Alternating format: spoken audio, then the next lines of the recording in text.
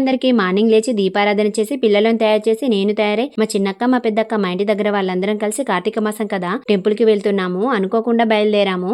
Late అవుతుందని చెప్పి ఏం తినకుండానే వెళ్తున్నాము. సిఎంజి తక్కువ ప్లేస్ లో ఉంటుంది కదా, గోదరికంలో గ్యాస్ నింపించుకొని బయలుదేరాము. ఎందుకో తెలియదు కానీ చిన్నపిల్లలను చూస్తేనే చాలా ముద్దుగా అనిపిస్తారు కదా. ఈ చిటి తల్లి పేరు మోక్ష. నా చిటి తల్లులు ఈషా హిమకి చిన్నపిల్లలంటే నాలాగే చాలా ఇష్టం. మోక్షాన్ని ఆడిస్తూ మా ఈషా హిమ చెప్పే మాటలకు మాకు అసలు టైమే తెలియలేదు. టైం చూస్తే 10 అవుతుంది. ఆకలిస్తుందని చెప్పి టిఫిన్ సెంటర్ దగ్గర ఆగి టిఫిన్ చేసి బయలుదేరాము. 2 అవర్స్ లో చేరుకుంటాం అనుకున్నాం, కానీ 3 అవర్స్ అవుతుంది. టెంపుల్ ఇంకా రాలేదు. టైం చూసేసరికి 11:30 అవుతుంది. చిన్న విలేజ్ లోకి ఎంటర్ అయ్యాము. వెళ్లే దారి అంతా సేన్లు పొలాలు ఉన్నాయి. 12 వరకు ఆ పొలాల మధ్యలో టెంపుల్ కి చేరుకున్నాం. 1 వరకు టెంపుల్ మూసేస్తారని చెప్పి త్వరగా దిగేశాము. టెంపుల్ లోపలికి వెళ్లే ముందు కాళ్లకు పసుపు పారాని పెట్టుకొని వెళ్ళాలి. ఈ పద్ధతి మాత్రం నాకు చాలా బాగా నచ్చింది. ఫస్ట్ టైం వచ్చాం కదా, మాకు అక్కడి వాళ్ళు చెప్తేనే తెలిసింది. అందరం పసుపు పారాని పెట్టుకొని లోపలికి వెళ్ళాము. లోపలికి వెళ్లే ముందు వినాయకుడు దర్శనం ఇస్తాడు. తర్వాత ఆంజనేయ స్వామి, ఆ తర్వాత అమ్మవారిని దర్శించుకున్నాం. అమ్మవారిని చూస్తుంటే మనసులో చాలా ప్రశాంతంగా అనిపించింది. ఒక్కసారి అమ్మవారిని చూస్తుంటూ అలా ఉండిపోయాను. అమ్మవారి ముందు అద్దాల మేడ చుట్టూ గాజులతో అలంకరించి ఉంది. చూడ్డానికి చాలా బాగా అనిపించింది.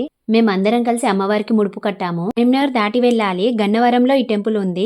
ఇప్పుడు మీరే చెప్పండి ఈ ఆలయం పేరేంటో నాకు కామెంట్ చేయండి. అమ్మవారి దర్శనం పూర్తి చేసుకుని 108 శివలింగాలకు నీటితో అభిషేకం చేయడం ఈ గుడి ప్రత్యేకత.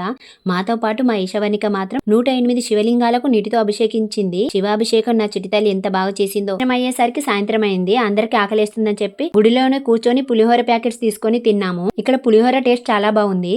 అప్పటికే సాయంత్రం అయింది కదా, మళ్ళీ 3 అవర్స్ జర్నీ చేయాలని చెప్పి బయలుదేరా. జర్నీలో పిల్లలకు ఎక్కువ శాతం మేమైతే ఫ్రూట్స్ మాత్రమే తినిపిస్తాము. చాయ్ టైం అయిందని చెప్పి మధ్యలో ఆగే టీ తాగి బయలుదేరాము. ఊళ్ళు చెప్పుకుంటూ వచ్చేసరికి నైట్ అయింది. రోజంతా చాలా సంతోషంగా టైం తెలియకుండానే గడిచిపోయింది. ఇప్పుడు పేరేంటో కామెంట్ చేయడం మర్చిపోకండి. నచ్చినట్లయితే లైక్ చేసి సబ్స్క్రైబ్ చేసుకోవడం మర్చిపోకండి. మరి థ్యాంక్ యూ.